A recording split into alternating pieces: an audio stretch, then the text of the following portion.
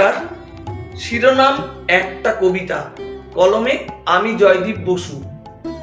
একটা কবিতা, হ্যাঁ শুধুই একটা কবিতা, যা হৃদয়কে ভীষণভাবে ব্যাকুল করে তুলল।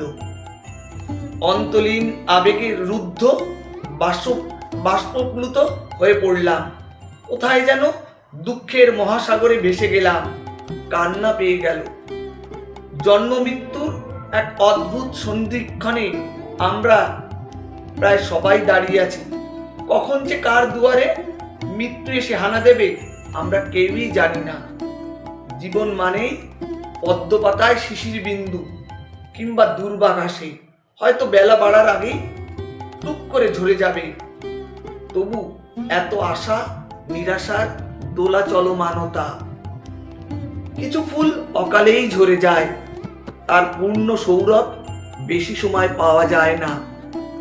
তার রূপের লাবণ্য বেশি সময় উপভোগ করা যায় না, তবুও ফুল ফোটে। হ্যাঁ, একটা কবিতা, শুধুই একটা কবিতা, হৃদয়ে অন্তলীন দুঃখ ঝর্ণা বইয়ে দিল। অবশ্য জীবন মানেই তো একটা কবিতা।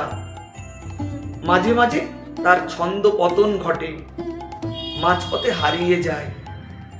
অনেক নদী সাগরে পড়ার আগেই হঠাৎ করে কোথায় যেন হারিয়ে যায়।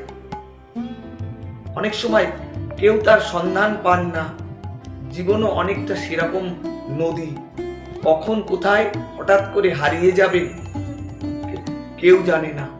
নমস্কার।